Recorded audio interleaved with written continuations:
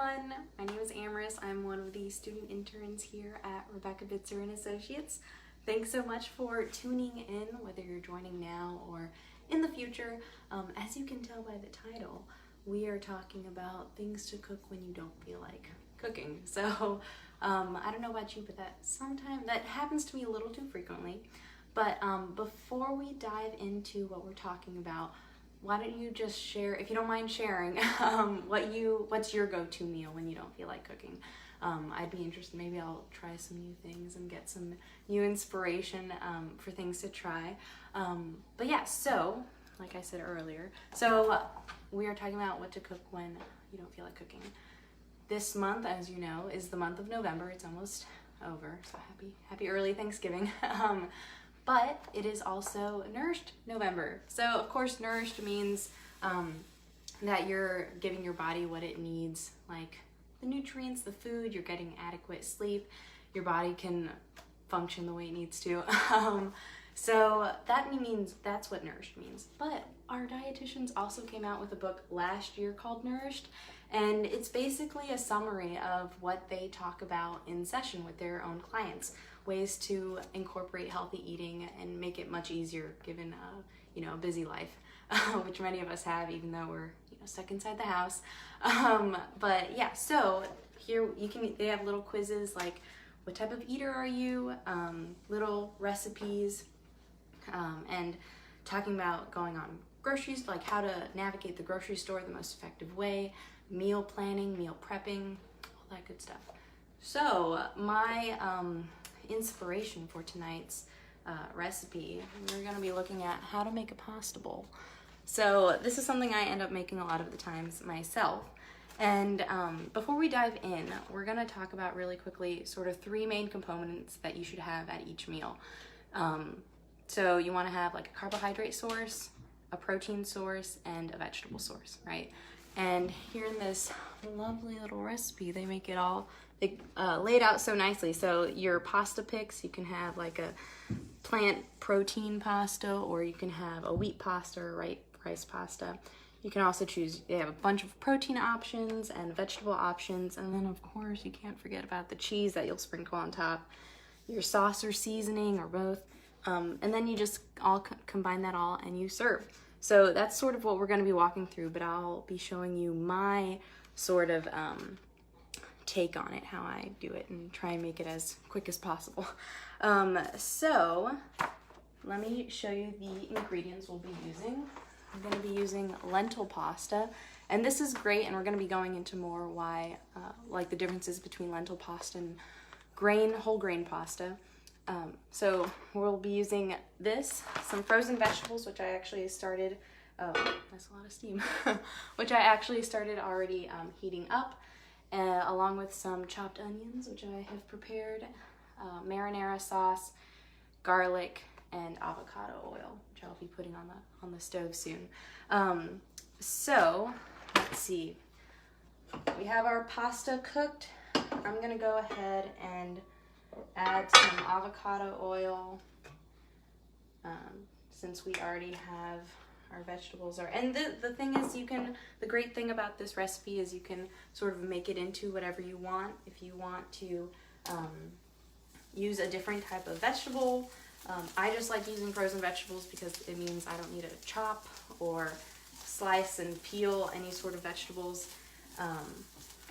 Yeah, and then I'm gonna add in my garlic and onion and let that saute a little bit. And while that's sauteing, let me give you 1 second. While that's sauteing, I'm gonna turn up the heat a little bit. We're gonna put on our glasses here. These are my blue light glasses. I actually don't have a prescription, but look at what I printed out. Handy dandy little description of whole grain. So we're gonna look at the difference between whole grains and like whole wheat pasta, right? So this is the anatomy of a whole grain. Now, for some reason, a lot of people have been giving carbohydrates and whole grain or pasta in general a lot of hate. Thing is, carbohydrates are really important for your body. It is the main source of fuel for your body, and it also gives us a lot of fiber. usual like bread and all those things give us fiber, which is really important for our body. So this is what you see. So I don't know why it's green either. That's the way I printed it out. But this outer layer is the bran. This germ here is on the inside, and we have the endosperm, which it would have been off-white if it didn't print it green. Let's give the veggies a little stir so they don't overcook. Turn that down. So when you have a whole grain, it has all of these parts, right? But when you have a more processed or white pasta, it removes the bran and the germ. So that means you're missing out on a lot of those. As we can see here, it has a lot of fiber, B vitamins and minerals, vitamin E, phytochemicals, those darker parts that get removed in the refining process. So we see that looking at the nutrient profile. So we see that they have the same amount of protein, roughly the same amount of carbohydrates, but their fiber content is a little different. And that would make sense since you're removing the bran and the germ from the original wheat. You won't have as much fiber. And fiber is important because you want to, it helps fill you up, helps you feel a little more satiated, and it helps decrease the glucose spike when you're eating. Now I don't have a fancy diagram of a lentil, but we're gonna move on. This is the picture I have. So lentils are kind of like a superfood. They incorporate a lot of different vitamins, minerals, and protein and carbohydrates. Like, that's pretty incredible. So that's a big reason why I'm using it tonight. I don't need to prepare a separate protein, even though you can. And something I forgot to mention, when you're making a regular pasta, try and incorporate a protein, since you don't really have a good protein source with just regular pasta. It'll help decrease that in glucose spike. But yeah, so as we can see here, 13 grams of protein in 2 ounces of lentil pasta. That's really awesome, given that 2 ounces of chicken has 16 grams of protein. So for a plant protein, that's really awesome. And if you increase your portion by 3.5 to 3.5 ounces, you have 23 grams of protein. So some really awesome stuff. Looking at the carbohydrate count, it's a little less than the regular pasta, and the fiber isn't necessarily as much as the whole grain pasta, but it's more than the more refined pasta. So those are just some reasons. This isn't necessarily to say that lentil pasta is the perfect thing to eat, and that you should never eat any other pasta. It's more just to give you the information in terms of like, okay, well now I know sort of the nutrients, why someone might eat something else over the other. So if I'm going for a quick meal, I know I can hit protein, carbohydrates in using my lentil pasta.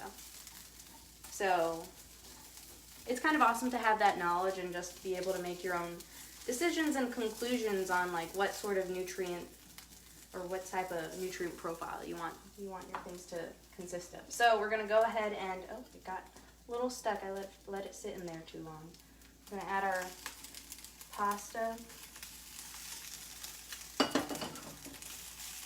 Now, and you could of course always make this for multiple people. Make it however big you want. This might be, it's looking like a lot of food, but I usually just try and serve like one portion at a time, you know. And I'm using marinara sauce here, but you can definitely play around with the sauces you use. If you want to use pesto, play around with the different vegetables you use, like maybe you just use broccoli. You can also, you know, if you're using marinara, go with the bell pepper route and zucchini. There are really so many options. This is just my very quick, what is the minimal amount of work I can do.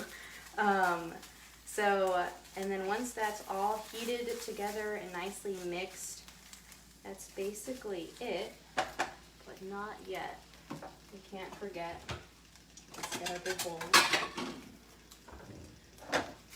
We're gonna go ahead and put this in. Oh, glass is gone. We don't need those anymore. And then we're gonna sprinkle on some Parmesan cheese. Oh, and I need to get ta-da. There we go. And that right there is what I cook when I don't feel like when I don't feel like cooking. So really quick, the pasta only took 8 minutes on the stove boiling, and then you know, the rest of it didn't take very long. So, and it's tasty, and you can experiment with all sorts of flavors and seasonings and sauces, soy sauce, tomato sauce, which I guess I used, but Alfredo sauce, that's another good option. And you can of course top it with oregano, paprika, parsley, rosemary. The options are actually endless. So, but yeah, that is all that I have for you guys tonight. I think I'm running a little early, but let us know your thoughts if you have any questions and what you want to see for the next Tuesday takeover. That's why I'm here. It was my day to take over, and I'm just sort of showing you guys what I like to cook. But yeah, let us know what you want to see next, and I hope you guys have a good rest of your night and have a happy Thanksgiving. Bye guys.